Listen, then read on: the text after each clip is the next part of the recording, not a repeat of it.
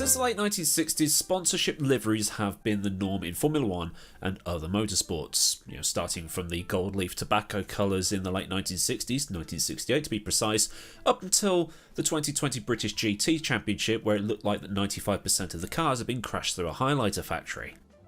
But whenever a new car is launched, and we've seen this now with the recent launches of the Haas, Red Bull, McLaren and Aston Martin cars in Formula 1, and also the Red Bull Racing Peugeot team in Australian V8 supercars, there's about 150 to 200 comments immediately underneath the picture of the car being revealed, all saying the same thing. It looks the same as last year. Boring. Where's the creativity and stuff like that? And at the minute, that's what these launches are. Livery reveals. Some of the teams are keeping the cards close to their chests with these new regulations. As of yet, the only car we've seen moving is the Aston Martin, but even then the focus was on what colours it was painted, well, wrapped in, rather than the fact they seem to have pulled the side pods off the side of a Formula Renault 3.5. And when you fire up Instagram and take a look around the F1 topics on there and follow some of the hashtags, you've probably come across a bloke called Sean Bull. Now what Sean does is he takes the RSS Formula Hybrid cars, he actually licenses them and does some really cool renders. He does stuff like, what if Brawn had stayed in Formula 1 up until now, and he does like the 2021 car in a Brawn livery. And he does the same thing with like the Cannon Williams colours from 1992 and the Jordan colours from 1991 and stuff like that. It's like just really, really cool ideas, like what ifs, some sort of along the lines of what I do, really. And because of this, Sean has managed to bag himself work with a Formula 1 team, specifically Alpine, and Renault before that.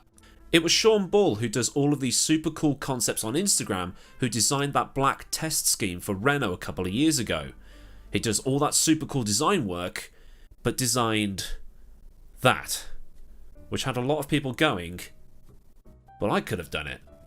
So how did Sean Bull go from designing these super cool renders to doing something that Dave from Chippenham could have knocked up in 20 minutes on Photoshop, or so he claims? Well, the simple answer is, he was told to.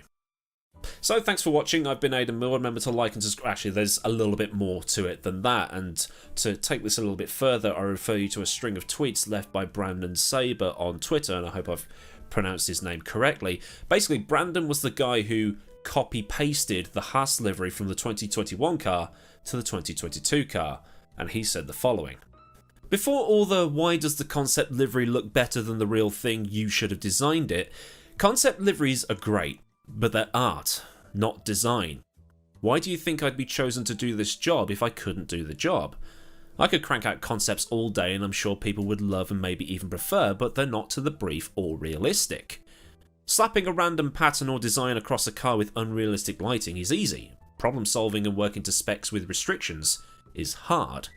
Criticism is absolutely fine. You either like the spec or you don't. I get paid either way and the sponsors are happy. Ultimately, it would look very similar if I designed it, if Sean Bull designed it, or if Tim Holmes designed it. Just realise that livery design isn't just doing whatever you want. People will create more aesthetically pleasing liveries, undoubtedly. Just don't presume they'd have done a better job. I just felt the need to explain this as it happens every year to every team that launches a car. Design isn't art. What also needs to be factored in here is that these guys are being hired to do a job and then being paid to do a job by these Formula 1 teams or touring car teams or Formula E teams, whoever it might be, and working with these very strict guidelines. Strict instructions given by companies that are spending big money on having their logos on the car. You may have noticed on the new Ferrari suits that the shell logo is on a different red background to the rest of the red on the suit.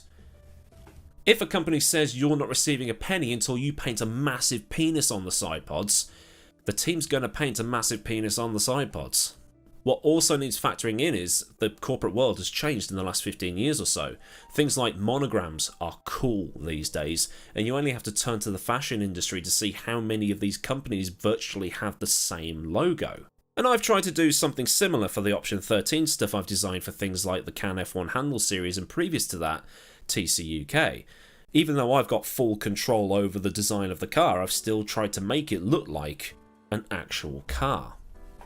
And some of the fake logos I created for those cars I'll put up on your screen. And these are all logos that I designed through basically just using fonts I downloaded off a website. You've got things like Osiris and Box Logistics, these logos just being simple, crisp and easily visible logos that you can whack on a car. Silverstone Composites and Simply Race are real companies who are great people, by the way, but the point remains. These logos, all of them, the fake ones and the real ones, they're plain and simple, just like our favourite Cardassian Taylor. And I'm sure people will be quick to point out things like the 1999 BAR.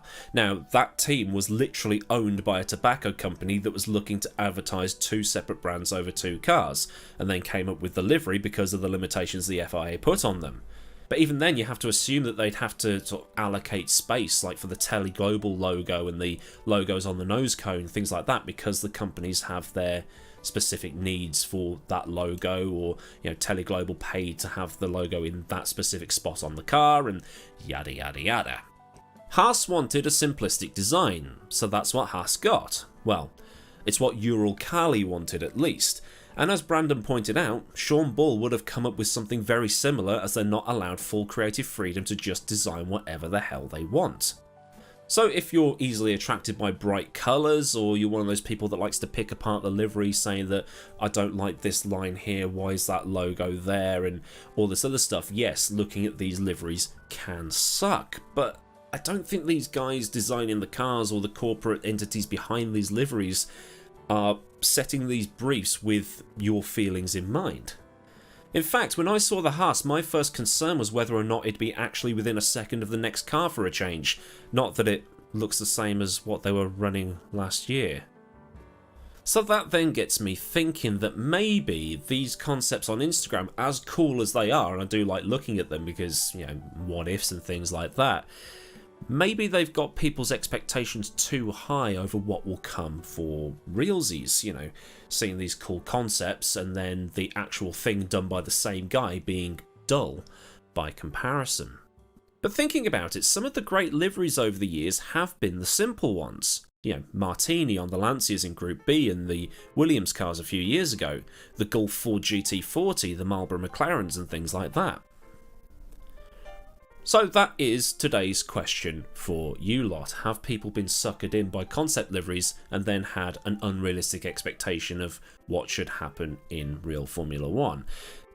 Are you not bothered by it? Are you one of these people that does enjoy a good livery? Does a good livery affect your enjoyment of the sport?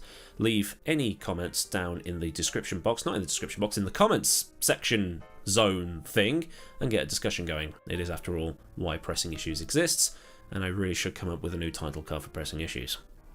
And while you're scrolling down to, leave a comment, why not like the video? And if you've not already subscribed, do subscribe and get that bell on so you never miss out on a future video.